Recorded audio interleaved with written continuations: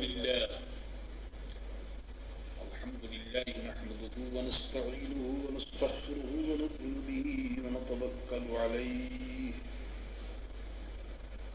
ونعوذ بالله من شرور أنفسنا ومن سيئات أعمالنا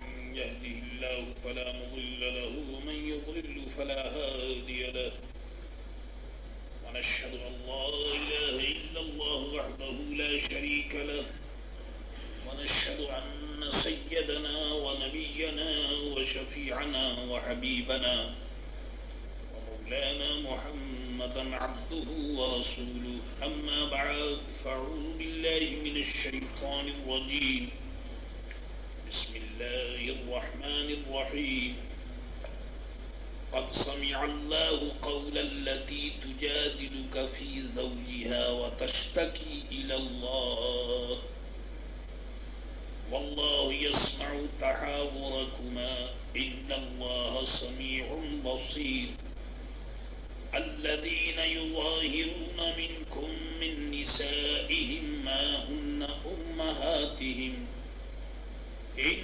أمهاتهم إلا اللائي ولدنهم وإنهم ليقولون منكرا من القول وزورا وإن الله لعفو غفور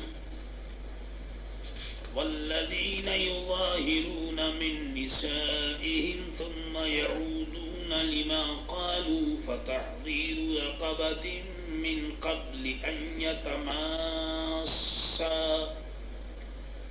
ذلكم توعظون به والله بما تعملون خبير صدق الله مولانا العظيم وصدق رسوله النبي الكريم ونحن على ذلك لمن الشاهدين والشاكرين والحمد لله رب العالمين. سورہ مجادلہ کی چند آیتیں ابھی تلاوت کی گئی. یہ سورت مدینہ طیبہ میں نازل ہوئی.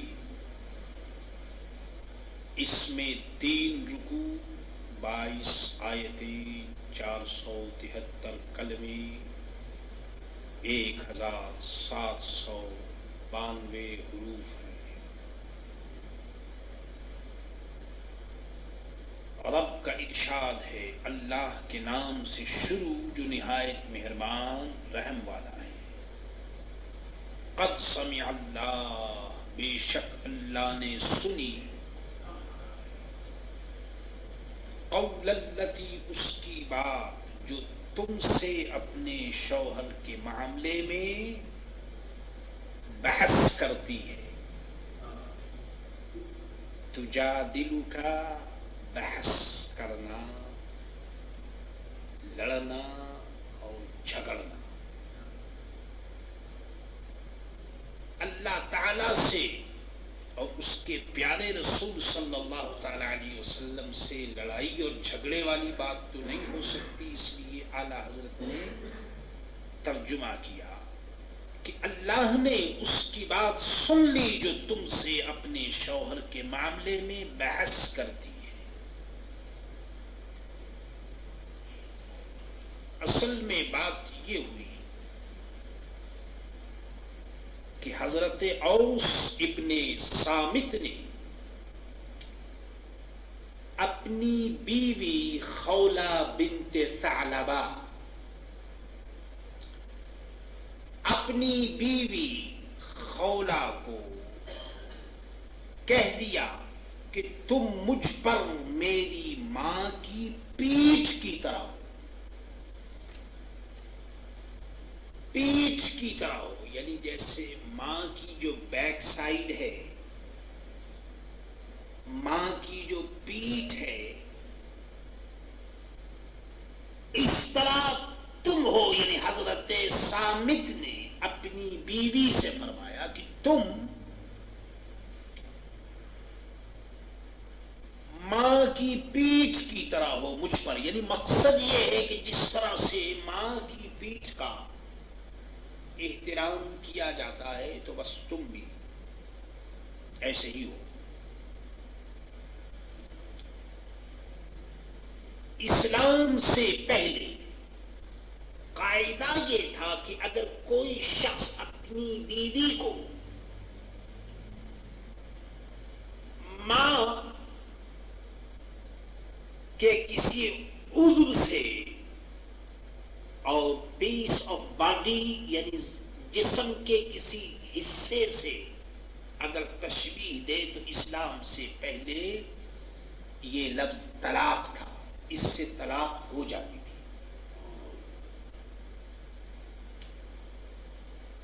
چونکہ حضرت اوس نے اپنی بیوی سے یہ بات کہہ دی، اب وہ بیچاری بیوی خولا حاضر ہوئی اور عرض کیا کہ یا رسول اللہ صلی اللہ تعالی علیہ وسلم، میں بچوں والی ہوں، میں بوڑھی ہوں، ایجڈ ہوں، میری بہت عمر ہے، بچوں والی ہوں، میرے پاس مال بھی نہیں ہے، ماں اور باپ بھی میرے انتقال کر گئے،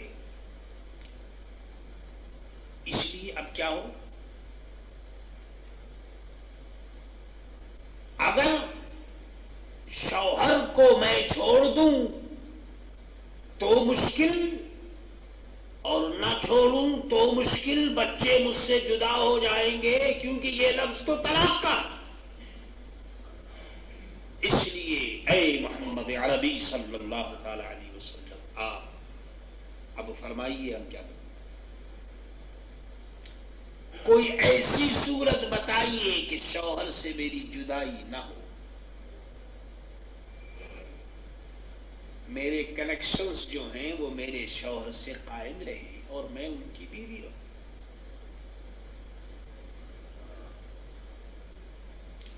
اندازہ کیجئے اور سوچئے کہ بات ہے اس عورت کی، حضرت خولا کی، اور رب فرماتا ہے کہ اے میرے محبوب، میں نے اس عورت کی بات کو سن لی.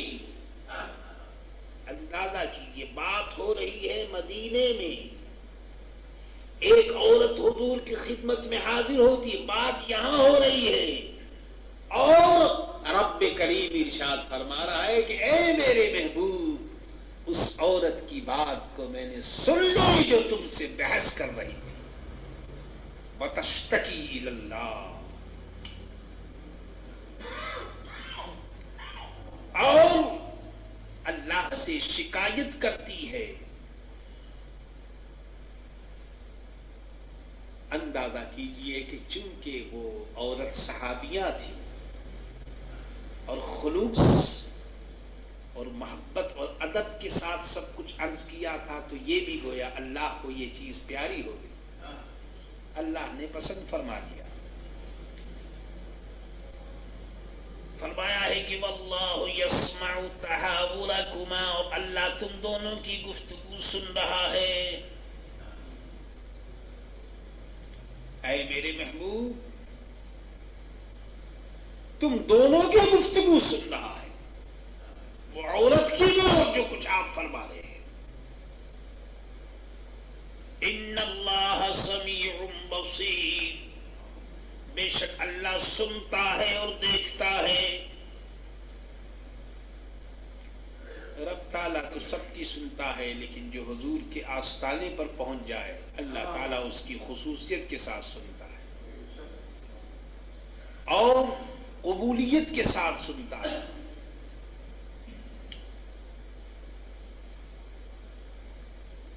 اب سنیے، یہاں تک تو بات ہو گئی. اب فرمایا، اب مسئلہ بیان کیا جا رہا ہے. الذین یظاہرون منکم من نسائہم ما ہن امہاتہم، وہ جو تم میں اپنی بیویوں کو اپنی ماں کی جگہ کہہ بیٹھتے ہیں. وہ لوگ جو اپنی بیوی کو کہتے ہیں کہ تو ایسی ہے جیسے میری ماں،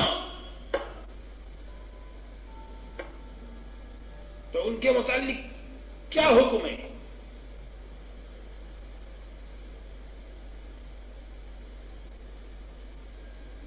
اپنی بیوی کو ماں کہے یا یہ کہہ دے کہ تیرا ہاتھ ایسا ہے جیسے ماں کا ہاتھ، یا تیری پیٹھ ایسی ہے جیسے ماں کی پیٹھ، ایسی بات اگر کوئی کہہ دے اپنی بیوی سے تو پھر کیا ہے؟ تو فرمایا ما ہن امہاتہم، اپنی بیوی کو اگر کوئی ماں کہہ دے تو وہ ماں نہیں ہوتی، بیوی تو بیوی ہے، ماں ماں ہے۔ ما ہن امہاتہم، وہ ان کی مائیں نہیں۔ خالی کہہ دینے سے کیا ہوتا ہے؟ سبحان اللہ سبحان اللہ۔ یعنی بیوی کو ماں کہہ دینے سے وہ ماں نہیں ہوگی اور نہ وہ ماں کی طرح حرام ہوگی۔ مقصد یہ ہے کہ اس صورت میں طلاق واقع نہیں ہوگی۔ اسلام سے پہلے تو یہ تھا کہ طلاق واقع ہو جاتی تھی، لیکن نہیں، کیونکہ یہ جھوٹ بول رہا ہے، بیوی کو ماں کہتا ہے، بکواس کرتا ہے، جھوٹا بے ادب ہے۔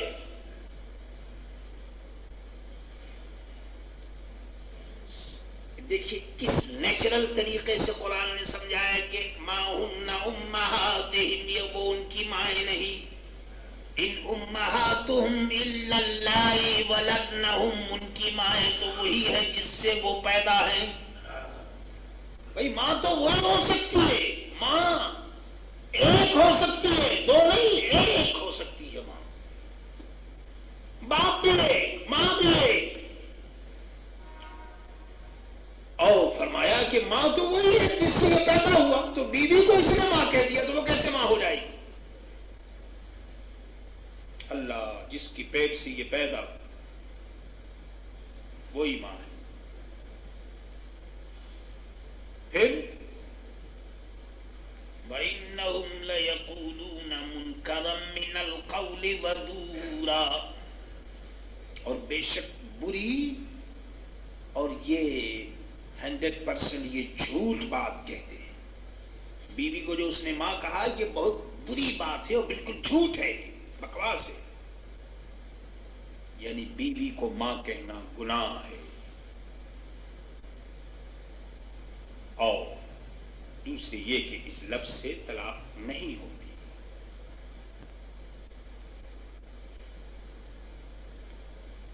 پھر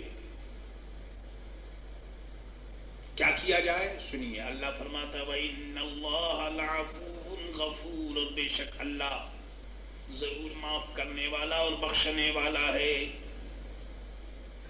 اچھا اب یہ بتا دیا گیا کہ طلاق نہیں ہوتی تو پھر کیا ہوتا ہے اور کیا کرنا چاہیے؟ اس میں کچھ انسٹرکشنز ہیں، کچھ شرائط ہیں۔ فرمایا کہ والذین یظاہرون من نسائہم، اور وہ جو اپنی بیویوں کو اپنی ماں کی جگہ کہیں، بیویوں کو اپنی ماں کی ایک بیوی کو یا کئی بیویاں ہوں، بہرحال اگر کوئی اپنی بیوی کو یہ کہہ دے کہ تم میری ماں کی پیٹھ کی طرح ہو تو پھر اب کیا کیا جائے؟ طلاق تو نہیں ہوگی لیکن پھر کرنا کیا ہے؟ کچھ جرمانہ ہے اس کے لیے۔ فرمایا ثم یعودون لما قالوا،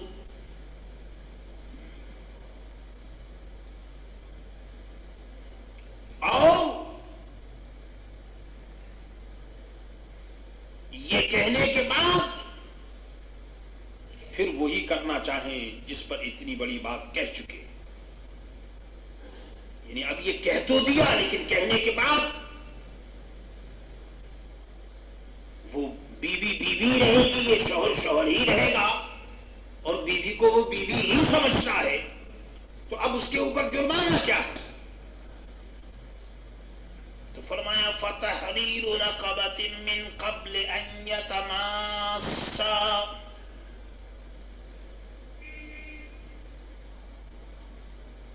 فرمایا کہ اس میں کفارہ دینا چاہیے، جرمانہ دینا چاہیے، کیونکہ اس نے یہ بات، طلاق تو نہیں ہوئی لیکن اس میں جرمانہ اس کے اوپر۔ دیا جائے گا، فائن اس کو دینا چاہیے. کیا ارشاد فرمایا تو ان پر لازم ہے کہ ایک غلام آزاد کرنا قبل اس سے کہ میاں بیوی کا کوئی آپس میں کنیکشن ہو یا وہ آپس میں ملیں یا ایک دوسرے کو ٹچ کریں یا چھوئیں. اس سے پہلے ضروری ہے کہ وہ ایک غلام آزاد کریں. کیونکہ تم نے ایسی بات کیوں کی؟ کس نے کہا تھا تمہیں اپنی بیوی کو ماں کہنے کے لیے؟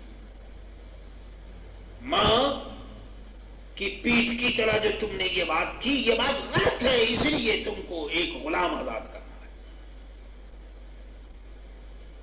سبحان اللہ، سبحان اللہ. اچھا تو اب کیا کرنا ہے بھائی؟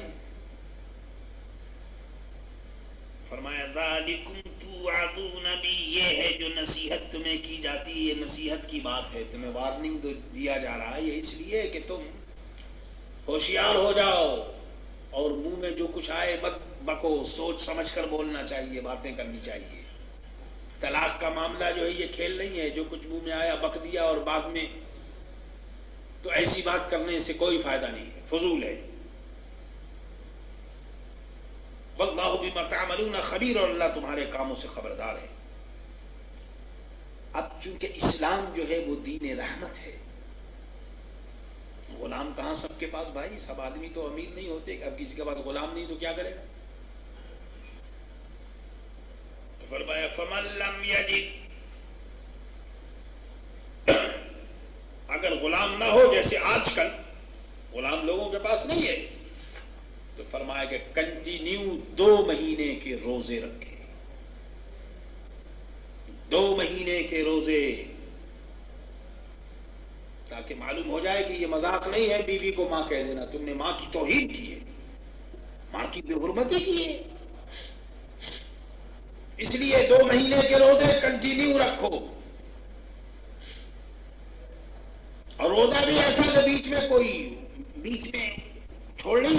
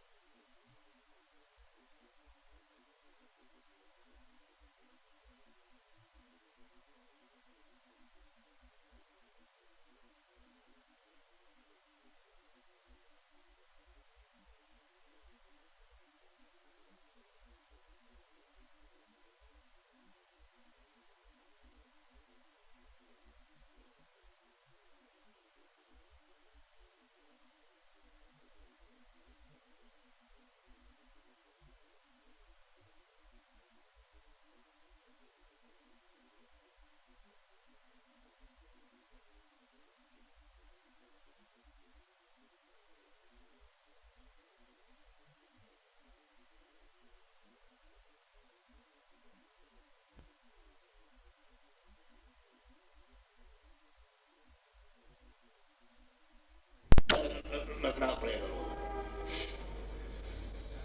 من قبل ان یتماسا، اس سے پہلے کہ شوہر اور بیوی آپس میں ملیں. بتا دیا گیا کہ بالکل حرام ہے. چونکہ تم نے ماں کہا ہے لہذا اب تمہارے اوپر یہ جرمانہ ہے کہ تم 2 مہینے روزے رکھو مسلسل. اللہ مگر سبحان اللہ، دیکھتے چلیے. اور اسلام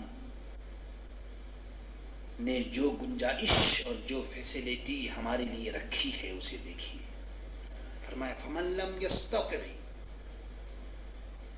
پھر کوئی ایسا بھی آدمی ہوگا جو 2 مہینے روزہ بھی نہیں رکھ سکتا تو پھر کیا کرے گا؟ پھر جس سے روزے بھی نہ ہو سکے تو اب وہ کیا کرے گا؟ تو فرمایا کہ فَإِطْعَامُ 60 مسکینا، تو اس کے لیے ضروری ہے کہ 60 مسکینوں کا پیٹ وہ بھرے.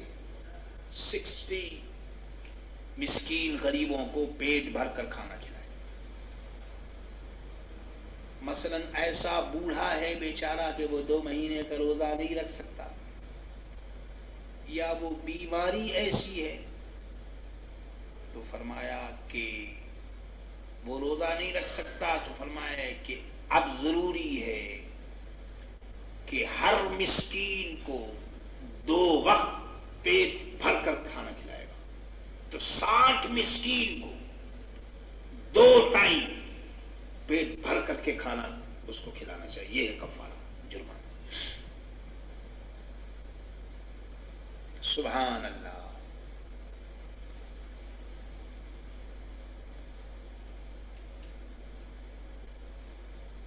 فرمایا کہ ذَلِكَ لِتُؤْمِنُوا بِاللَّهِ وَرَسُولِهِ، یہ اس لیے کہ تم اللہ اس کے رسول پر ایمان رکھو.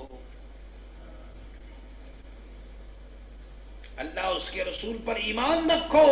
تم نے یہ بات کہہ دی، اس لیے اب یہ جرمانہ ہے اور تمہیں دینا ہے. مقصد یہ کہ زمانے جاہلیت کے خیالات کو چھوڑ دو. زمانے جاہلیت میں یہ تھا کہ جس نے ایسا کہہ دیا تو طلاق ہو گئی. اسلام کہتا طلاق نہیں ہوئی، لیکن یہ جرمانہ تم کو دینا چاہیے. تم نے ایسی بات کیوں کی؟ تاکہ آئندہ کے لیے تو ہوشیار ہو جاؤ. طلاق کا مسئلہ بڑا نازک ہے. یہ تو میرے دوستو ہنسی اور مذاق سے بھی اگر کوئی اپنی بیوی سے ہنستے ہوئے مذاق کرتے ہوئے بھی اگر لفظ طلاق منہ سے نکالے گا تو طلاق ہو جائے گا. یہ کوئی تماشے کی بات نہیں. ہنسی مذاق کا موقع اور ہوتا ہے، مگر طلاق کا کیا مطلب ہے؟ طلاق کی مثال یہ ہے، میں مثال آپ کو دے کر بتاؤں کہ جس طرح رائفل کے اندر گولیاں ہوتی ہیں، رائفل ہمارے ہاتھ میں ہے، جب ہم اس کو دبائیں گے اور بندوق چلائیں گے تو ادھر ہم نے دبایا اور ادھر گولی نکل گئی. یہ ہو نہیں سکتا کہ ہم اسے دبائیں اور وہ گولی جو ہے وہ نہ نکلے، کارتوس ضرور باہر جائے گا. تو یہی حال ہے طلاق کا، جہاں منہ سے وہ لفظ نکلا اور اس کے بعد طلاق ہو. اب اس کو واپس نہیں کیا جا سکتا. خدا رحم کرے، آج کل کے زندہ دل نوجوانوں پر اور جاہل لوگوں پر کہ ایک تو طلاق ہی نہیں ہونی چاہیے، اور اگر طلاق ہو تو یہ لوگ ایسے گرما گرم طلاق دیتے ہیں کہ 3 طلاق سے کم لکھاتے ہی نہیں ہیں. لکھاتے بھی ہیں 3 طلاق اور دیتے بھی ہیں 3 طلاق. اور 3 طلاق دینے کے بعد جب دماغ کی گرمی کم ہوتی ہے تو پھر مسجدوں میں بھاگتے پھرتے ہیں کہ صاحب 3 طلاق ہو گئی، ہم نے ایسے کیا، ہم نے ویسے کیا، یہ کیا، وہ کیا. فضول ہے. یہ سب کچھ میرے دوستو ہماری خود کی کمزوریاں ہیں. میں نے بارہا کہا کہ اگر یہ گاؤں کے اندر یہ ہمارے سردار متولی اگر یہ ٹھیک ہو جائیں تو یہ طلاق نہ ہو. آج ہزاروں اور سینکڑوں لڑکیوں کی زندگی خطرے میں ہے. ادھر شادی کی، ادھر طلاق دے دیا، پھر ادھر شادی کر دی، پھر کہیں اور طلاق دے دیا. وَتِلْكَ حُدُودُ اللَّهِ، اور یہ اللہ کی سرکل ہے، اللہ کی حدیں. اللہ نے بتایا اپنی اپنی حد میں رہو، تم اپنی سرکل سے نکل کر جانے کی کوشش مت کرو. وَلِلْكَافِرِينَ عَذَابٌ عَلِيمٌ، اور کافروں کے لیے دردناک عذاب ہے. اس لیے یہ نہایت ضروری ہے کہ شادی بیاہ کے معاملے میں نہایت غور سوچ سمجھ کر کے آدمی کو شادی بیاہ کرنا چاہیے. کیونکہ یہ 1 دن کا، 2 دن کا اور 3 دن کا معاملہ نہیں، پوری زندگی نبھانی ہوتی ہے. اس لیے اگر بیوی شریف ہے، اللہ والی ہے، اللہ اس کے رسول کا خوف ہے، جبھی تو وہ شوہر کا ادب کرے گی. اور اگر کوئی بے دین ہوئی، اللہ رسول کا خوف نہیں ہوگا تو وہ شوہر کا خاک ادب کرے گی. اس لیے اس معاملے میں بڑے احتیاط کی ضرورت ہے. ایک مرتبہ اگر غلطی ہو گئی تو زندگی بھر پھر انسان روتا رہتا ہے.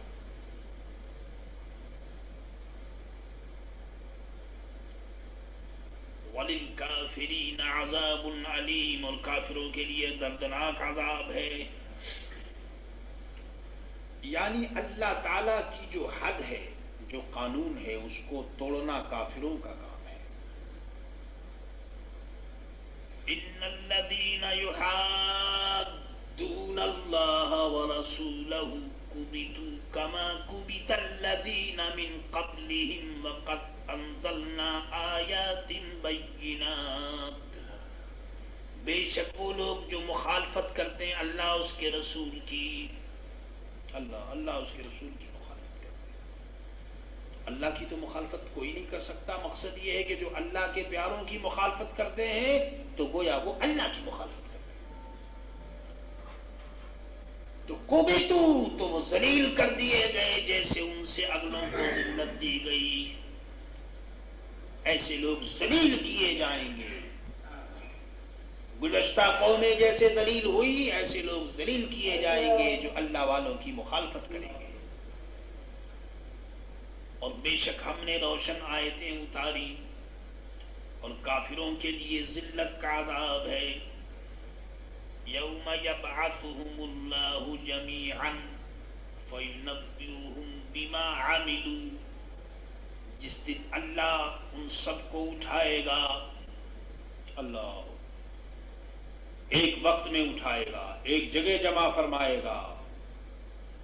اللہ یاد رکھو، جب وہ حضرت اسرافیل دوسری مرتبہ سور پھونکیں گے تو سب سے پہلے حضرت محمد رسول اللہ صلی اللہ تعالی علیہ وسلم جلوہ فرما ہوں گے، اور اس کے بعد پھر دوسرے لوگ اٹھیں گے۔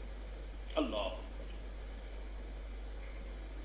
فَيُنَبِّئُهُمْ، پھر انہیں ان کے کام کو بتائے گا، تو نے یہ کام کیا، تو نے یہ کام کیا، تو نے یہ کہا۔ آج میرے دوستو ہمارے عیب جو چھپے ہوئے ہیں اللہ تعالی قیامت میں بھی اپنی ستاری کی چادر ڈھانپ دے۔ قرآن یہ کہتا ہے کہ وہ سب عیب، اور پھر وہاں بتانے کا معاملہ کیا، وہ تو ہاتھ کہیں گے، پاؤں بتائیں گے، یہ سب آدھا جو ہے میرے دوستو مخالف ہو جائیں گے۔ اللہ انا للہ و انا الیہ راجعون۔ احصاہ اللہ ونسوا، اور اللہ نے انہیں گن رکھا ہے، اللہ کو معلوم، ونسوا، اور وہ بھول گئے، اللہ کو معلوم ہے کس نے کیا کیا۔ بات یہ ہے کہ جب فیصلہ کرنے والا خود اس کا گواہ ہو اور وٹنس ہو تو بتائیے کیسے کون چھوٹ سکتا ہے؟ لوگ گناہ کر کے بھول جاتے ہیں، لیکن رب فرماتا ہے کہ لوگ بھول جاتے ہیں لیکن رب کو معلوم ہے، سب پتہ ہے کہ اس نے کیا کیا۔ واللہ علی کل شیء شہید، اور ہر چیز اللہ کے سامنے ہے، ہر چیز اللہ کے سامنے، اللہ تعالی ہر چیز کو جانتا ہے۔ یہ اس لیے بتایا جا رہا ہے کہ آدمی زبان کے چلانے میں ذرا احتیاط برتے، جو کچھ زبان سے بولتا ہے یہ بھی کاؤنٹ ہوتا ہے، اس کو بھی شمار کیا جاتا ہے، اور جو عمل کرتا ہے اس سے بھی شمار کیا جاتا ہے۔ اس لیے آدمی کو احتیاط کے ساتھ اور سوچ سمجھ کر کام کرنا چاہیے۔ آج کی تفسیر کا مبارک سلسلہ اسی رکوع پر ختم کیا جا رہا ہے۔ کل عرس خواجہ خواجگان کے سلسلے میں انشاءاللہ تعالی خواجہ صاحب رحمۃ اللہ تعالی علیہ کی زندگی کے واقعات بیان کیے جائیں گے۔ خوب یاد رکھیے، موریشس کا ٹائم جیسے جیسے گزرتا چلا جا رہا ہے، ان چیزوں کی ضرورت زیادہ ہوتی چلی جا رہی ہے۔ الحمدللہ 1965 سے جو یہ عرس مبارک کا سلسلہ شروع ہوا تو آج 71 ہے، آج تک جاری ہے، اور خدا کرے کہ یہ سلسلے آئندہ بھی جاری رہیں، کیونکہ میرے دوست اگر یہ سلسلے ختم ہو گئے تو ابھی معلوم نہیں کہ جاری، کیونکہ دنیا میں دوسری چیزیں تو بہت جاری ہوتی ہیں، مگر یہ مبارک سلسلے روحانیت کے، اصلاح کے سلسلے یہی ہیں کہ جہاں آدمی آ کر کے چاہے وہ تھوڑی دیر ہی کے لیے کیوں نہ ہو خدا ہی کو تو یاد کرتا ہے، کوئی برا کام تو نہیں کرتا. اور یہی کیا کم ہے میرے دوستوں کہ اتنی دیر کے لیے آدمی گناہوں سے بچ جاتا ہے, برے کام سے بچ جاتا ہے. اس لیے ضرورت ہے کہ ایسے عرس قائم ہو. اللہ کا فضل ہے کہ انشاءاللہ کل باز ہے, اور اس کے بعد پھر پرسوں بھی عرس ہے, اور پھر پیر کے روز بھی انشاءاللہ سنی رضوی سوسائٹی میں عرس ہے. اللہ تعالیٰ ان تمام عرسوں میں مجھے آپ کو سب کو شرکت کی توفیق عطا فرمائے. آپ لوگ کوشش یہ کیجیے کہ آپ خود تو آئیں گے, لیکن ایک آدمی خود نیکی کرتا ہے تو یہ بھی اچھی بات ہے, لیکن کوشش کیجیے کہ 2-4 آدمیوں کو اپنے ساتھ لائیں, تاکہ وہ جو آئیں گے بیچارے تو ان کو بھی ثواب ملے گا, اور آپ جو ان کو لے کر آئیں گے تو لانے کا بھی آپ کو ثواب ملے گا. اس لیے لوگ اگر برے کاموں کی طرف لے جاتے ہیں تو آپ لوگوں کو اچھے کاموں کی طرف لائیں, یہ بھی آپ کی ڈیوٹی ہے. اللہ تعالیٰ مجھے آپ کو سب کو اس پر عمل کی توفیق عطا فرمائے. ربنا لا تزغ قلوبنا بعد إذ هديتنا وهب لنا من لدنك رحمة إنك أنت الوهاب. قال الله تبارك وتعالى في شان حبيبه إن الله وملائكته يصلون على النبي يا أيها الذين آمنوا صلوا عليه وسلموا تسليما. وسلم عليه ألا إن أولياء الله لا خوف عليهم ولا هم يحزنون. سبحان ربك رب العزة عما يصفون. نحمده ونصلي على رسوله الكريم. فأعوذ بالله من الشيطان الرجيم. بسم الله الرحمن الرحيم. ألم تر أن الله يعلم ما في السماوات وما في الأرض ما يكون من نجوى 3 إلا هو رابعهم ولا 5 إلا هو سادسهم ولا أدنى من ذلك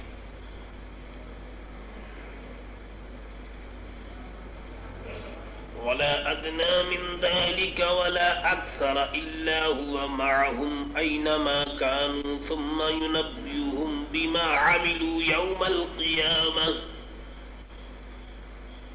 إن الله بكل شيء عليم. ألم تر إلى الذين نهوا عن النجوى ثم يعودون لما نهوا عنه ويتناجون بالإثم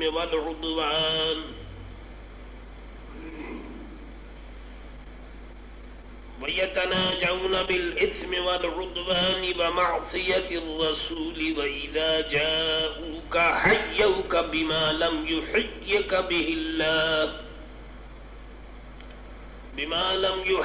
به الله ويقولون في أنفسهم لولا يعذبنا الله بما نقول حسبهم جهنم يصلونها فبئس المصير. صدق الله مولانا العظيم.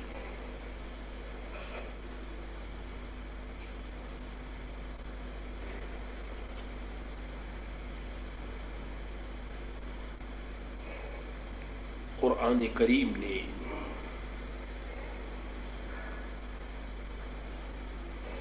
بہت سی جگہ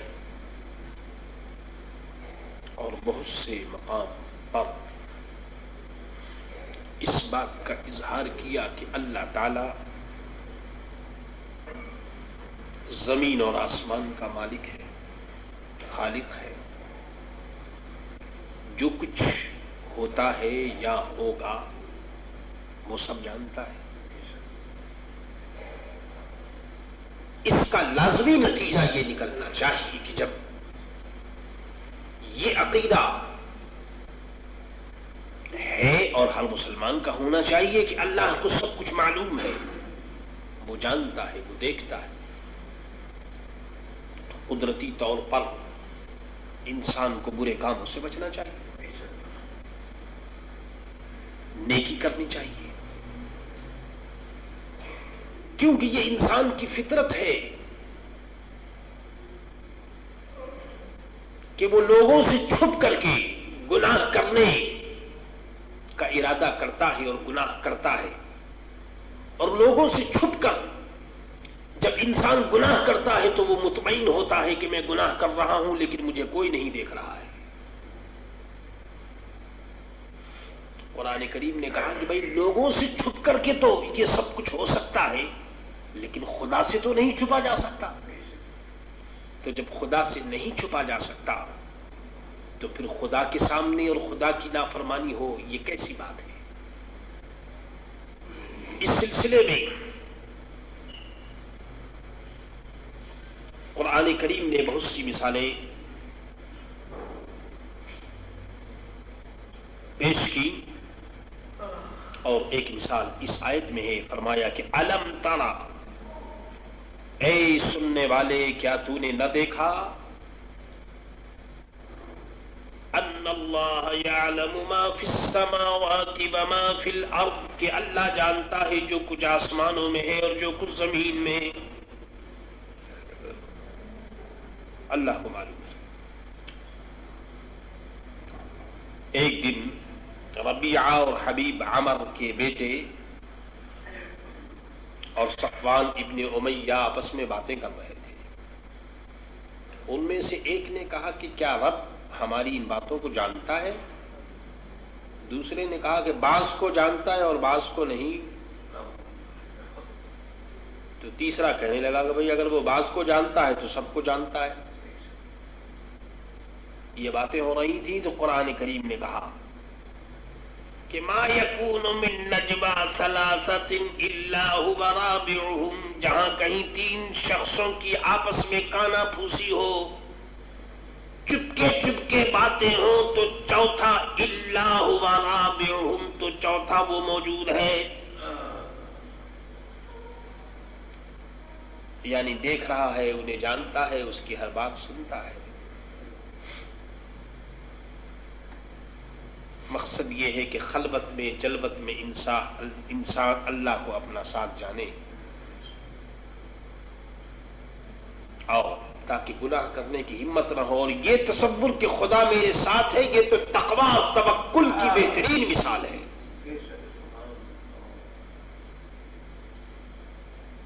اور فرمایا کہ اور پانچ کی، اگر پانچ آدمی آپس میں باتیں کریں تو سمجھ لو کہ چھٹا اللہ تعالیٰ وہاں موجود، یعنی اللہ موجود، اللہ تو ہر جگہ موجود ہے، مقصد یہ ہے کہ اس کا علم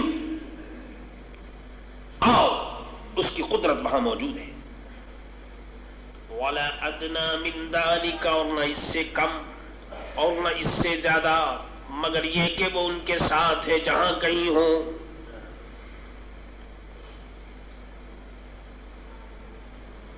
یعنی جہاں جس مجلس میں یہ لوگ ہوں، چاہے وہ مجلس اچھی ہو یا بری، رب تعالیٰ ان کے ساتھ ہوگا۔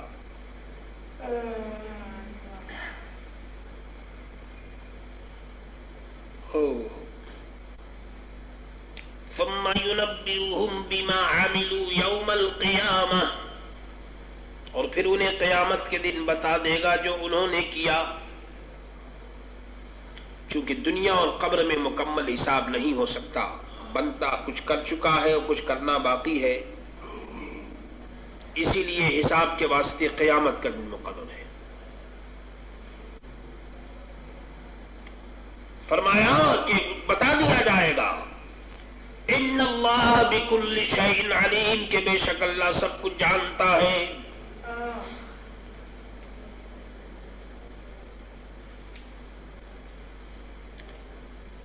اب دیکھیے اس سلسلے کی دوسری مثال قرآن دے رہا ہے کہ الم تر الی الذین نہوا عن النجوا، کیا تم نے انہیں نہ دیکھا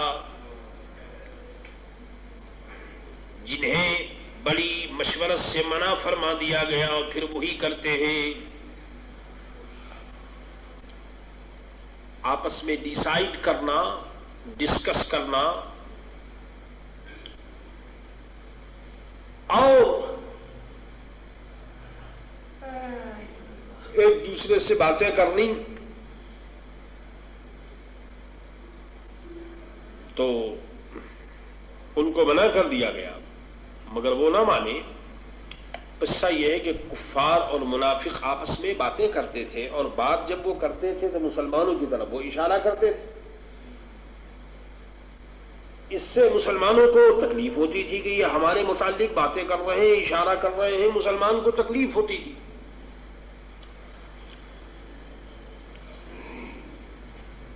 اس کی شکایت سرکار دو عالم کی بارگاہ میں کی گئی کہ یا رسول اللہ، یہ کافر اور منافقین آپس میں باتیں کرتے ہیں اور ہماری طرف اشارہ کرتے ہیں.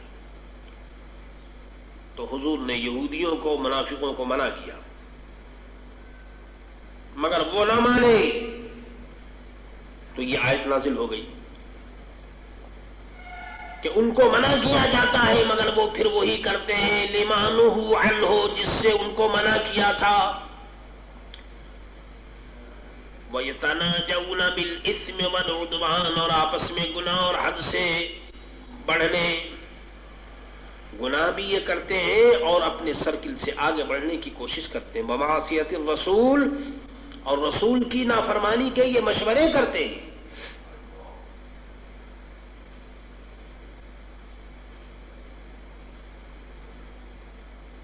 وَإِذَا جَاءُوكَ حَيَّوْكَ، اور جب تمہارے حضور حاضر ہوتے ہیں،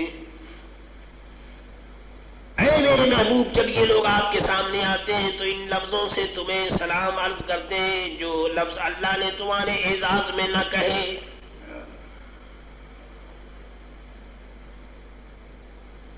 یعنی وہ لوگ آتے ہیں اور آن کر کے اس طرح سے آپ سے باتیں کرتے ہیں کہ گویا وہ ادب نہیں کرتے.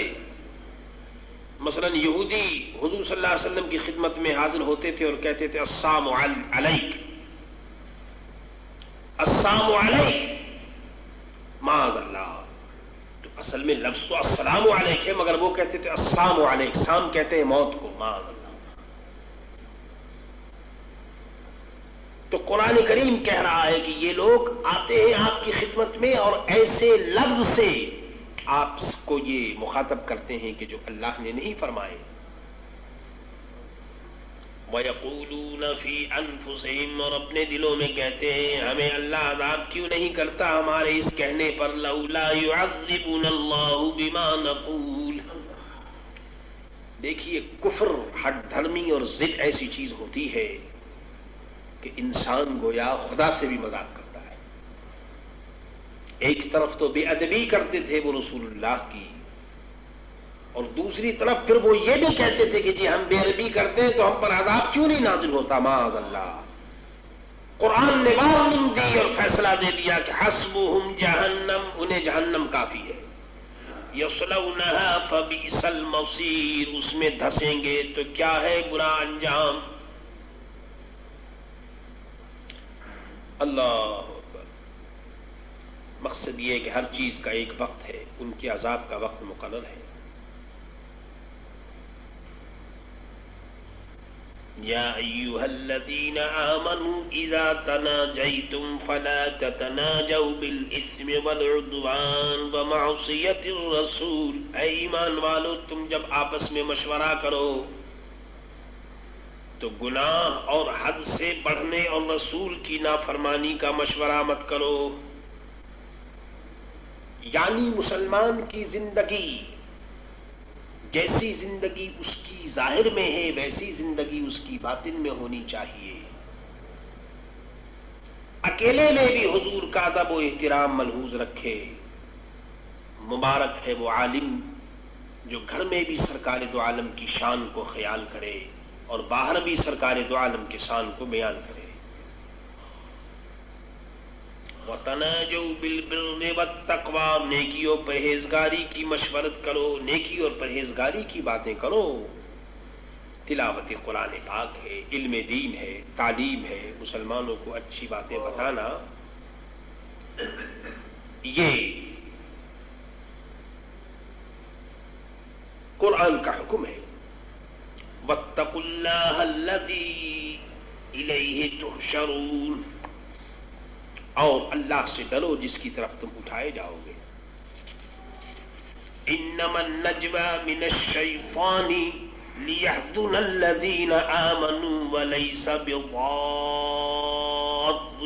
شیئا الا بإذن اللہ وعلى اللہ فلیتوکل المؤمنون. اور وہ مشورہ جو وہ کرتے ہیں وہ شیطان ہی کی طرف سے ہے. برے کاموں کے لیے کمیٹی بنانا اور یہ سب کام کرنے، یہ میرے دوستو شیطانی مجلس ہے، شیطان کی طرف سے ہے.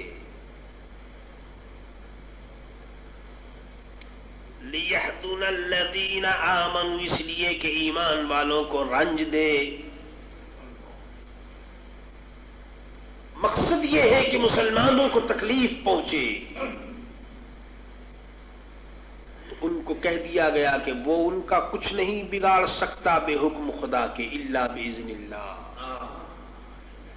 چاہے کتنے ہی مشورے کیے جائیں، کتنے ہی پروگرام بنائے جائیں، کتنی ہی کمیٹیاں کیوں نہ ہوں مسلمان کے خلاف، لیکن مسلمان کا کوئی بگاڑ نہیں سکتا اگر مسلمان صحیح معنی میں مسلمان ہو.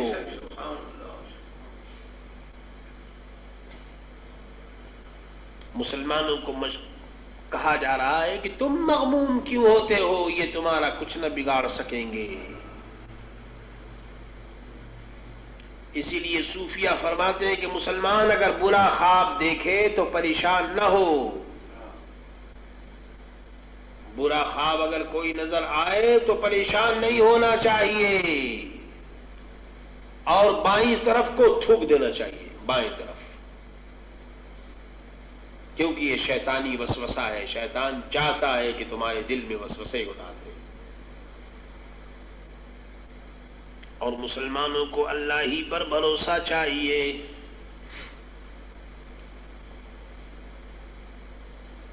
یا ایھا الذین آمنوا اذا قیل لکم تفسحوا فی المجالس فافسحوا یفسح اللہ لکم. اے ایمان والو، جب تم سے کہا جائے مجلسوں میں جگہ دو تو جگہ دے دو.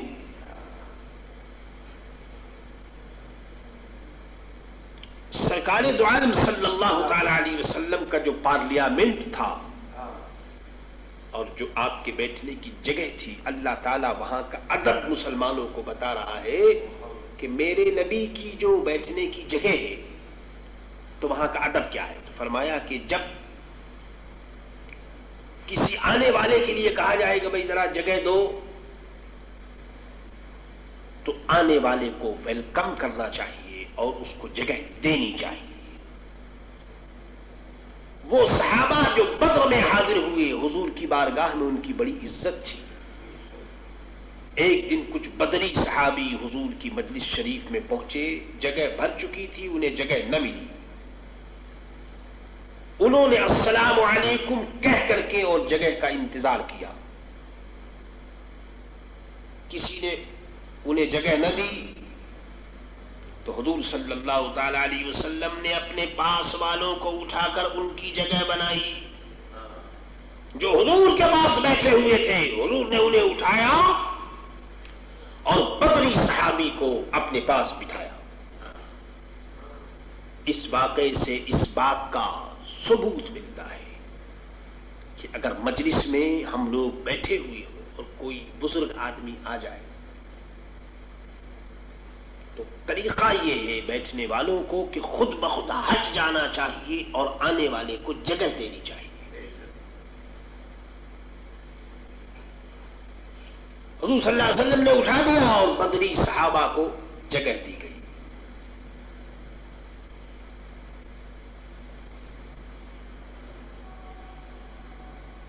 وَإِذَا قِيلَ انشُزُوا فَانشُزُوا يَرْفَعِ اللَّهُ الَّذِينَ آمَنُوا مِنكُمْ. یہ تو مجلس کی بات ہوئی میرے دوستو. ہم نے نمازوں میں بھی دیکھا ہے اپنے بزرگوں کو کہ پہلی صف قائم ہوئی اور معلوم ہوا کہ فلاں بزرگ پیچھے آ گئے تو فوراً ہم نے عمل بھی کیا ہے کہ فوراً ان کے لیے جگہ خالی کر دی، خود پیچھے ہو گئے اور ان کو آگے بڑھا دیا. یہ آداب ہے.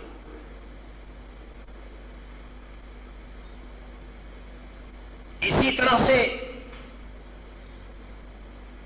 اگر بیٹا کسی مجلس میں موجود ہو اور والد صاحب آ جائیں تو اب یہ بیٹے کی ذمہ داری ہے کہ والد کو جگہ دے اور خود وہاں سے اٹھ جائے، یا تو خود بھی بیٹھے اور انہیں بھی جگہ، اور اگر ان کے لیے جگہ نہیں ہے تو خود وہ اٹھ جائے اور ان کو جگہ دے۔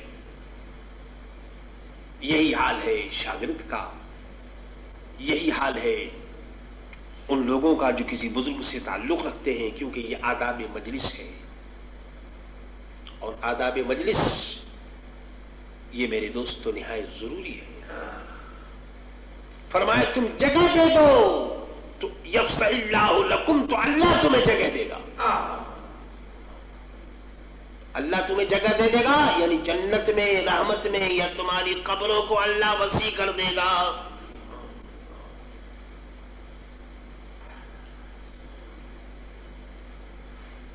یہاں تک لکھا گیا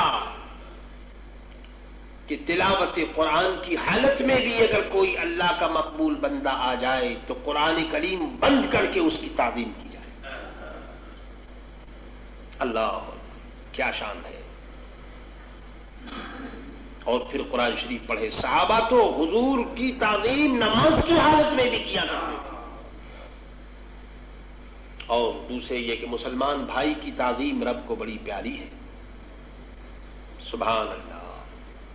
وَإِذَا قِيلَ انشُزُوا، اور جب کہا جائے اٹھ کھڑے ہو تو اٹھ کھڑے ہو جاؤ۔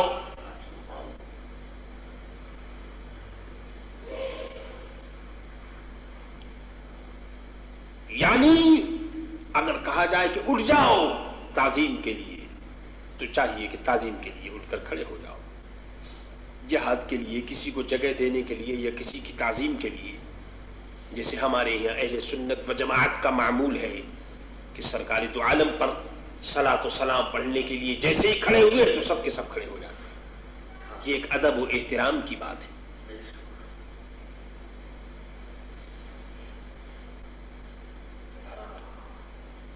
یہ عجیب بات ہے کہ اللہ تعالیٰ تو ہمیں توفیق عطا فرماتا ہے، اس کا فضل ہے کہ ہم سرکار دو عالم کے لیے اور ان کی عزت و عظمت کے لیے قیام کرتے ہیں اور درود و سلام پڑھتے ہیں، لیکن جو لوگ اس کے منکر ہیں انہیں دیکھنا چاہیے کہ وہ کن کن لوگوں کے لیے کھڑے ہوتے ہیں اور کہاں کہاں وہ قیام کرتے ہیں۔ یہ اپنا اپنا مقدر ہے کہ کوئی دنیا داروں کے لیے کھڑا ہوتا ہے اور کوئی پیارے نبی کی تعظیم کے لیے کھڑا ہوتا ہے۔ یرفع اللہ الذین آمنوا منکم، اللہ تمہارے ایمان والوں کے اور ان کے جن کو علم دیا گیا درجے بلند فرمائے گا۔ والذین اوتوا العلم درجات، اللہ اکبر، یعنی جن کو علم دیا گیا، یعنی وہ جو علماء دین ہیں، دین کے عالم، ان کو اللہ تعالیٰ درجے بلند فرمائے گا۔ واللہ بما تعملون خبیر، اللہ کو تمہارے کاموں کی خبر ہے۔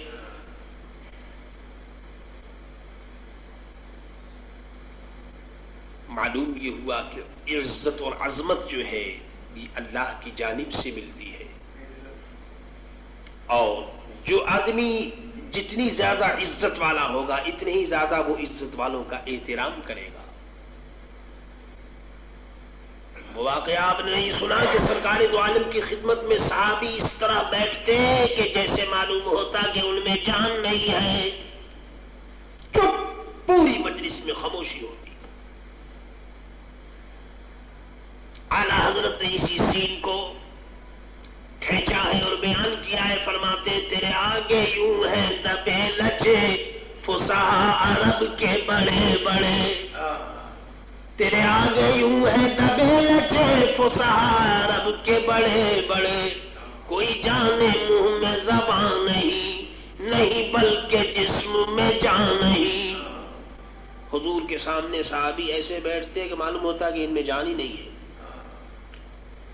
اور سنیے تو صحیح، رات دن حضور کے پیچھے نماز پڑھنے والے، حضور کی خدمت میں رہنے والے، لیکن جب کوئی مسئلہ پوچھنا ہوتا تو حضور کا اتنا روب ہوتا کہ خود مسئلہ نہیں پوچھتے بلکہ گاؤں سے کوئی آدمی آتا تو اس کو کہتے کہ تم پوچھو اور ہم سنیں گے۔ پیارے نبی کا ادب کرنے والوں کو اگر دیکھنا ہے تو جاؤ جنت البقیع میں دیکھو. یہ حضرات تھے میرے دوستو ادب کرنے والے. اور آج اگر ادب کے لیے کچھ کیا جائے تو اس میں شرک اور بدعت کا فتویٰ دے دیا جاتا ہے کہ جی یہ صحیح نہیں، وہ صحیح نہیں، یہ ناجائز نہیں. لا حول ولا قوت الا باللہ العلی العظیم. اللہ اکبر. اندازہ کیجیے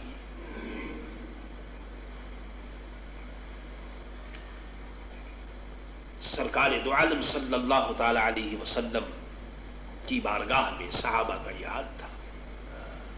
بات کرتے تھے تو ایک دوسرے کے کان میں بات کرتے تھے تاکہ آواز اونچی نہ ہو جائے حضور کی خدمت میں.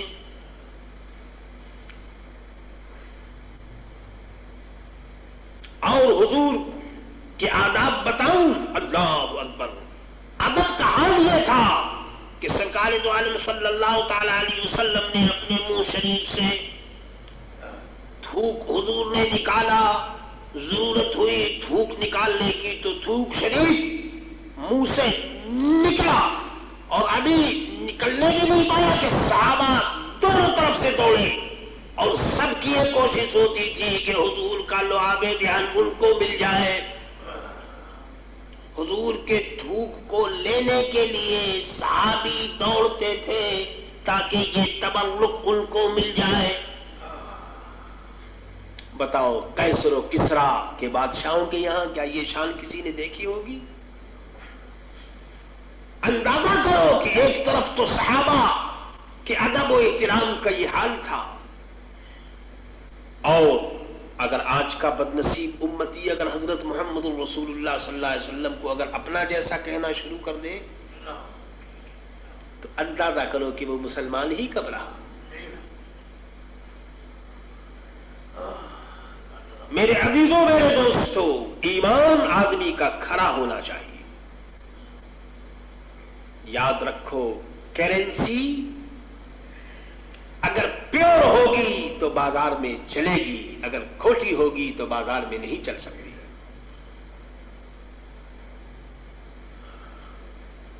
چاندی اور سلور اور گلاس اور اس قسم کے جو دوسرے سامان ہیں اس کو اگر آپ کرنسی بنا لیں لیکن پھر بھی حکومت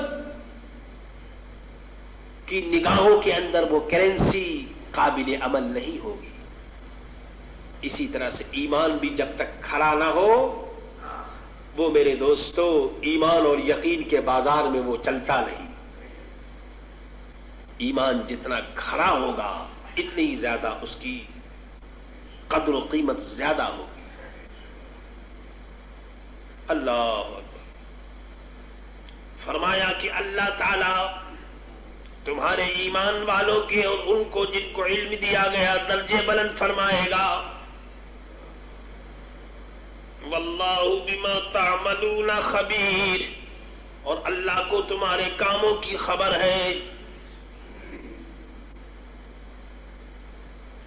اللہ تعالیٰ تمہارے کاموں کو جانتا ہے کہ تم کیا کرتے ہو. اس لیے مسلمانوں آپس میں ایک دوسرے سے محبت رکھو، ایک دوسرے کا ادب و احترام کرو، اور مجلس میں اٹھنے میں بیٹھنے میں ایک دوسرے کے حقوق کو سامنے رکھو تو اللہ تعالیٰ تمہیں دین اور دنیا دونوں جگہ تمہیں بلند و بالا کر دے گا. ربنا لا تزغ قلوبنا بعد إذ هديتنا وهب لنا من لدنك رحمة إنك أنت الوهاب. قال الله تبارك وتعالى في شان حبيبه إن الله وملائكته يصلون على النبي يا أيها الذين آمنوا صلوا عليه وسلموا تسليما.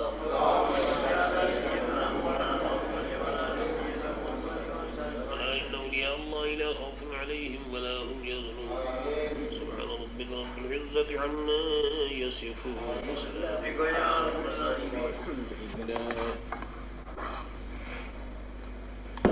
الحمد لله حمدا كثيرا طيبا مباركا فيه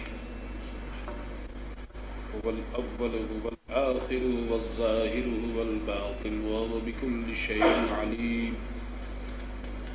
أعوذ بالله من الشيطان الرجيم بسم الله الرحمن الرحيم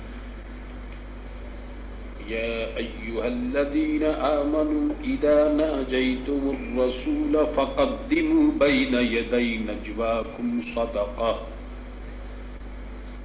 ذلك خير لكم وأطهر فإن لم تجدوا فإن الله غفور رحيم صدق اللہ مولانا العظیم۔ اے ایمان والو، جب تم رسول سے کوئی بات آہستہ عرض کرنا چاہو،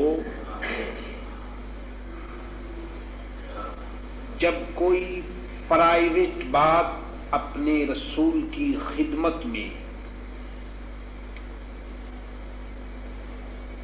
کہنا چاہو تو فقدموا بین یدی نجواکم صدقہ، تو پرائیویٹ بات کرنے سے پہلے کچھ اللہ کے راستے میں صدقہ کر دیا کرو۔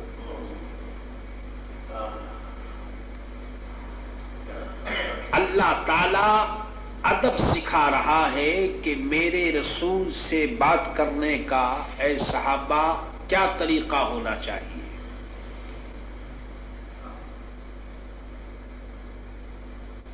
یہ آیت اس لیے بھی نازل ہوئی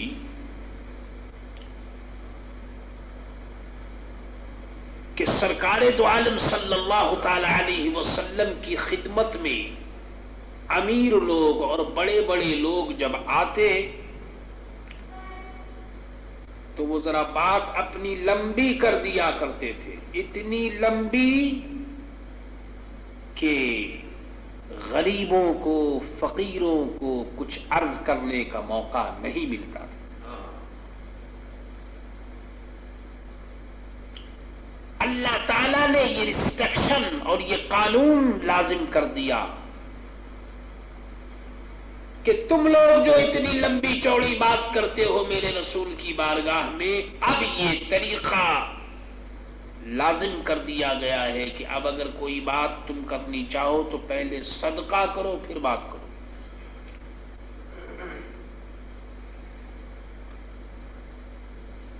جب یہ آیت نازل ہوئی تو حضرت مولا علی رضی اللہ تعالی عنہ نے 1 دینار صدقہ کر کے حضور سے 10 سوال کیے۔ مگر یہ عجیب بات ہے کہ اس آیت پر حضرت مولا علی نے عمل کیا اور ان کے عمل کرنے کے بعد یہ آیت منسوخ ہو گئی، یعنی صرف مولا علی کو اس پر عمل کرنے کا موقع ملا۔ ابھی سنیے آیت بتائے گی، فرمایا کہ ذالک خیر لکم واطہر، یہ تمہارے لیے بہتر اور بہت ستھرا ہے۔ اب یہ سوال پیدا ہوا کہ جو غریب لوگ ہیں وہ کیا کریں گے؟ امیر لوگ تو خیر دے دیں گے، صدقہ کر دیں گے بات کرنے سے پہلے، لیکن جو غریب ہیں تو فرمایا کہ فَإِن لَمْ تَجِدُوا، اے غربا اگر تم نہ کر سکو اور تمہاری کیپیسٹی اور تمہارے گنجائش سے اگر زیادہ ہو تو فَإِنَّ اللَّهَ غَفُورٌ رَحِيمٌ، تو اللہ بخشنے والا مہربان ہے۔ غریبوں کو معاف کر دیا گیا۔ اس کے بعد پھر تمام صحابہ سے کہا جا رہا ہے کہ اشفقتم، کیا تم اس سے ڈرے؟ ان تقدموا بین یدی نجواکم صدقات، کیا تم اس سے ڈرے کہ تم اپنی عرض سے پہلے کچھ صدقہ دے دو؟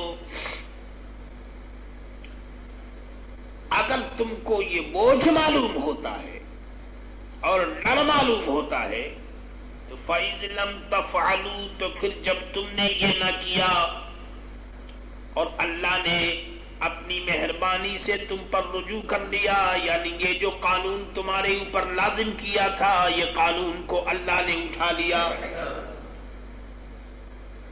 تو اب سوال یہ پیدا ہوتا ہے کہ پھر جب یہ قانون کو اٹھانا تھا تو پھر لازم کیوں کیا گیا؟ تو لازم اس لیے کیا گیا کہ تاکہ دنیا والوں کو معلوم ہو جائے کہ حضرت محمد الرسول اللہ صلی اللہ تعالی علیہ وسلم سے لمبی لمبی بات کرنی یہ ادب کے خلاف ہے، مختصر بات کرو۔ باقی اس آیت کے منسوخ ہونے کا مطلب یہ ہے کہ گویا یہ نیسیسری اور واجب یہ نہیں رہا، باقی مستحب تو مستحب اب بھی ہے۔ اگر کوئی اللہ اس کے رسول کے نام کے اوپر اگر کوئی صدقہ کرے، خیرات کرے تو یہ مستحب ہے۔ اسی لیے جو لوگ مدینہ طیبہ حاضر ہوتے ہیں تو سرکار دو عالم کی بارگاہ میں سوال کرنے سے پہلے صدقہ کر دیا کرتے، جاتے سلام عرض کرنے کے لیے تو پہلے صدقہ کر دیا کرتے۔ اور غالباً اہل سنت و جماعت میں یہی طریقہ ہے کہ بزرگان دین کی بارگاہوں میں بھی، مزارات طیبات پر بھی جو حاضری ہوتی ہے تو وہاں بھی مسلمان عام طور سے فاتحہ پڑھنے سے پہلے یا کبھی زیارت کے بعد صدقات اور خیرات کرتے، تو یہ گویا یہ ایک ادب کی بات ہے۔ فرمایا کہ فَأَقِيمُوا الصَّلَاةَ وَآتُوا الزَّكَاةَ، تو نماز قائم رکھو اور زکوٰۃ دو، نماز قائم رکھو اور زکوٰۃ دو۔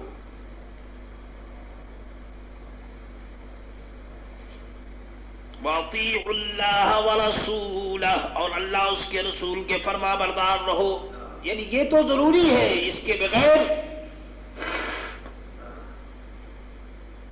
کوئی صورت چھٹکارے کی نہیں، یہ تو ہے ہی اللہ اس کے رسول کی فرما برداری تم ہر وقت کرتے رہو۔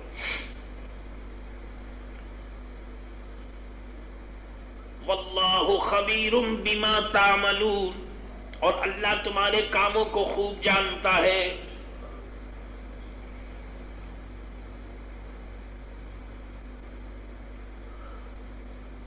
أَلَمْ تَرَ إِلَى الَّذِينَ تَوَلَّوْا قَوْمًا غَضِبَ اللَّهُ عَلَيْهِمْ مَا هُمْ مِنْكُمْ وَلَا مِنْهُمْ وَيَحْلِفُونَ عَلَى الْكَذِبِ وَهُمْ يَعْلَمُونَ، کیا تم نے انہیں نہ دیکھا جو ایسوں کے دوست ہوئے جن پر اللہ کا غضب ہے؟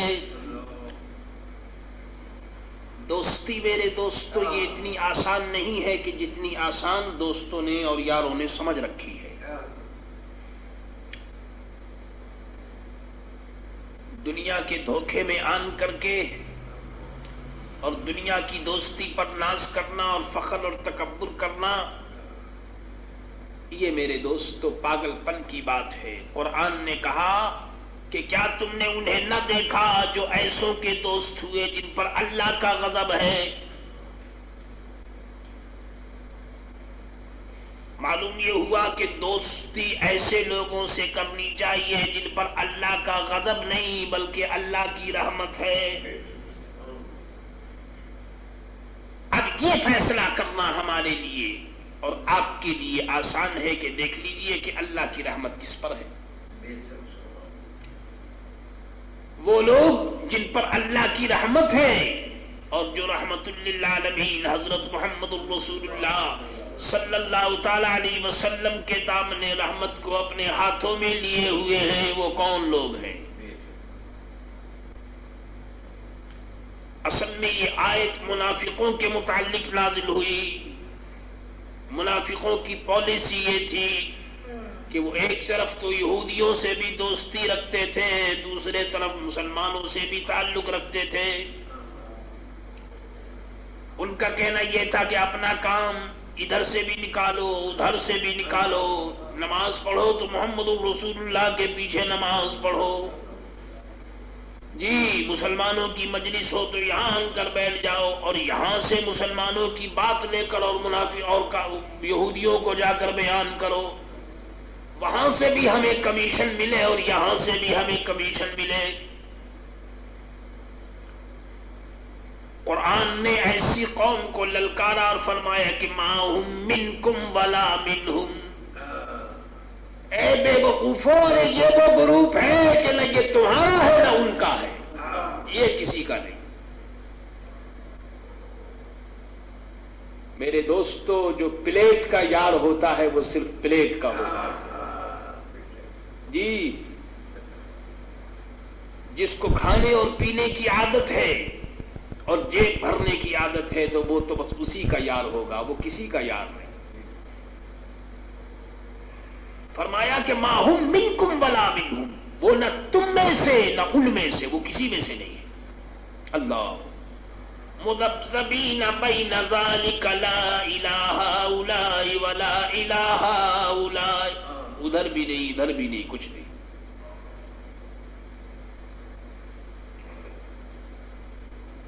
عبداللہ ابن ابی سرکار دو عالم کی خدمت میں حاضر ہوا۔ ایک دن اس سے حضور نے فرمایا کہ تم لوگ ہمارے پیچھے ہمیں کیوں گالیاں دیتے ہو؟ اے عبداللہ ابن ابی، تم میرے سامنے آن کر کے تو باتیں کرتے ہو اچھی اچھی، لیکن میرے پیچھے تم گالیاں دیتے ہو۔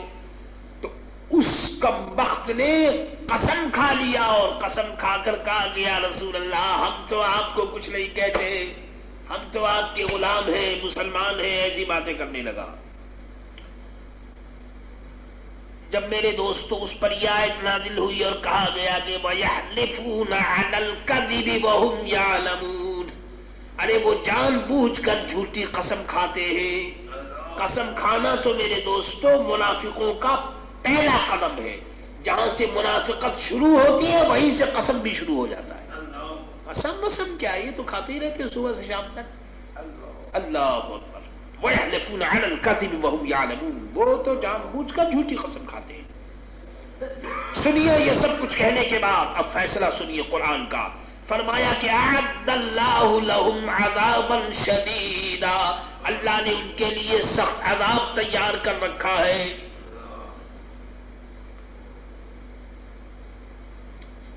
معلوم یہ ہوا کہ کفار سے دلی محبت رکھنا اور اپنے ایمان ثابت کرنے کے لیے قسمیں کھانا یہ منافقوں کا کام ہے۔ اللہ، منافقوں کا کام کہ جی قسم کھاتے ہیں کہ جی ہم ایسے ہیں ہم ویسے ہیں۔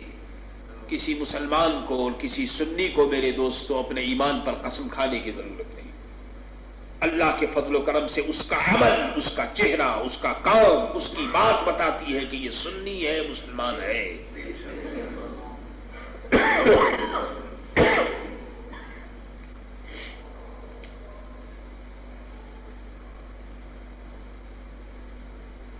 اتخذوا ایمانہم جنۃ فصدوا عن سبیل اللہ فلہم عذاب مہین، انہوں نے اپنی قسموں کو ڈھال بنا لیا ہے۔ وہ قسم کھا کر کے وہ سیفٹی بنا لی ہے، انہوں نے قسم کھو گے، قسم کھا کر کے سمجھتے ہیں کہ بس ہم اپنا کام کر لیں گے۔ فرمایا کہ فصدوا عن سبیل اللہ، تو اللہ کی راہ سے روکا، قسم کھایا اور اللہ کے راستے سے روکا۔ پھر فرمایا کہ ان کے لیے ذلت کا عذاب ہے، فَلَهُمْ عَذَابٌ مُّهِينٌ لَن تُغْنِيَ عَنْهُمْ أَمْوَالُهُمْ وَلَا أَوْلَادُهُمْ مِنَ اللَّهِ شَيْئًا۔ اب لوگوں کے ذہن میں شاید یہ ہو کہ جی کسی کے پاس مال بہت ہے، کسی کی اولاد بہت ہے، کسی کا کنبہ اور خاندان بہت بڑا ہے، تو فرمایا کہ لن تغنی عنہم، ان کے مال اور ان کی اولاد اللہ کے سامنے انہیں کچھ کام نہ دیں گے۔ مال اولاد یہ کیا چیز ہے، اللہ کی رحمت نہ ہو تو کچھ بھی نہیں ہے۔ ولا اولادہم من اللہ شیئا، انہیں کچھ کام نہ دیں گے۔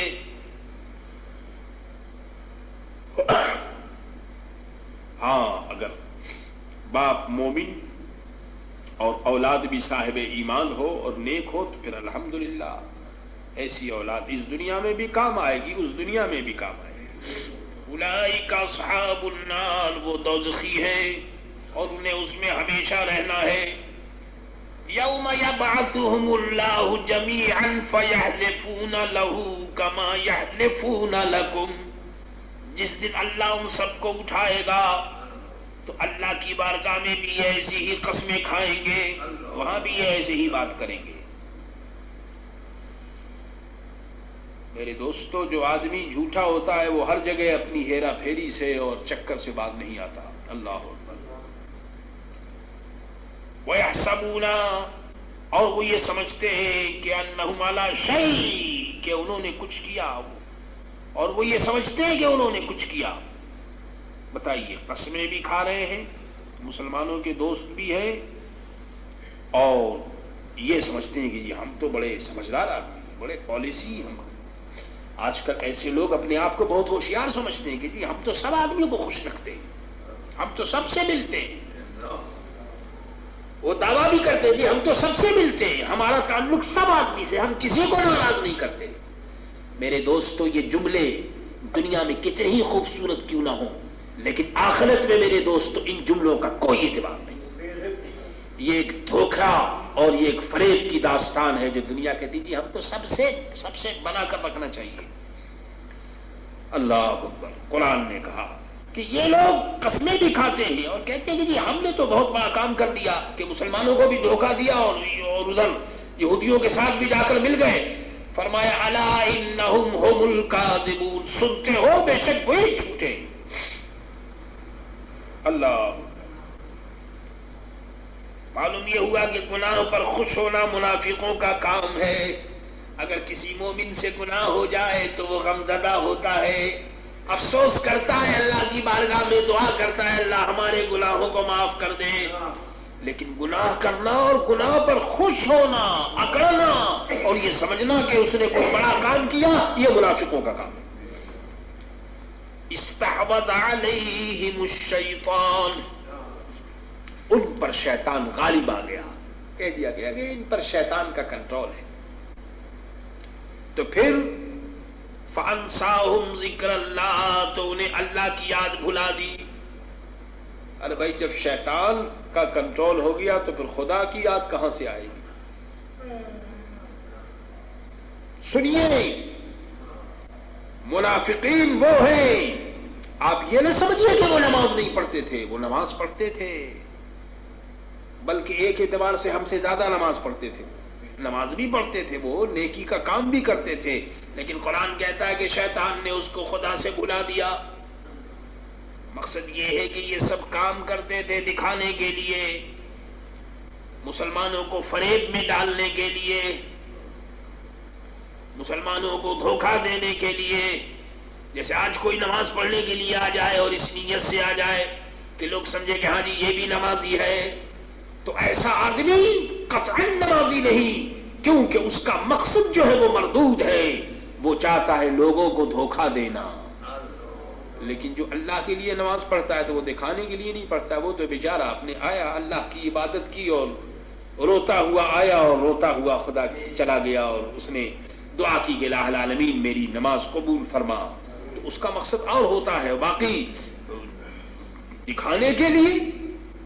فرمایا کہ وہ مردود ہے، اس کا کچھ نہیں. ان کی نمازیں اور قسمیں چال بازی کے لیے ہیں، خدا کی عبادت کے لیے نہیں ہے. اولئک حزب الشیطان، یہ شیطان کا گروپ ہے.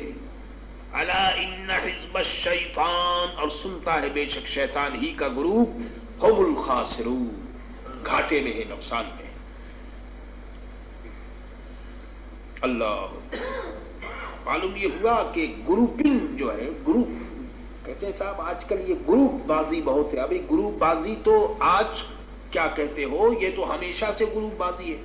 یہ دیکھیں حزب الشیطان، حزب الشیطان اور حزب الرحمان، یہ گروپ بازی تو شروع ہی سے ہے کہ ایک گروپ جو ہے وہ شیطان کی طرف ہے اور دوسرا گروپ جو ہے وہ رحمان کی طرف ہے. حضور صلی اللہ علیہ وسلم کے زمانے میں دیکھو، ایسا پاک زمانہ دیکھو، وہاں گروپ بازی تھی نہیں. اور حضور نے فرمایا کہ 73 فرقے ہوں گے اور 73 میں سے 72 کے 72 جہنم میں جائیں گے، ایک فرقہ جو ہے وہ جنت میں جائے گا.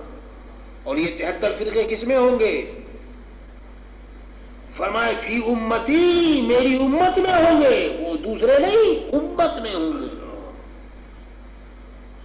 آج کا ماڈرن طبقہ کہتا ہے کہ جی مسلمانوں میں بڑے فرقے ہو گئے. ارے مسلمانوں میں فرقے، وہ فرقے تو جتنا آدمی بے دین ہوتا چلا جائے گا، جتنا دین سے دور ہوتا چلا جائے گا، اتنے زیادہ فرقے بڑھتے چلے جائیں گے. دین کی طرف آؤ جبھی تو فرقے ختم ہوں، جب دین کی طرف نہیں آؤ گے تو فرقے تو بڑھتے ہی چلے جائیں گے. اللہ اکبر. یاد رکھو دین ایک ایسی کھچڑی اور ایسا مکسچر نہیں کہ جس کے اندر سب کچھ ملا دیا جائے. دین جو ہے وہ پیور ہے اور خالص ہے، اس کا مکسچر نہیں بنایا جا سکتا. دین میں بس ایک ہی بات ہے کہ اللہ اور اس کے رسول صلی اللہ تعالی علیہ وسلم کے گروپ میں جو لوگ ہوں گے وہ دیندار ہیں. ابھی دیکھیے آیت آ رہی ہے، ان الذین یحادون اللہ ورسولہ اولئک فی الاضلین. بے شک وہ جو اللہ اس کے رسول کی مخالفت کرتے ہیں وہ سب سے زیادہ ذلیلوں میں ہیں.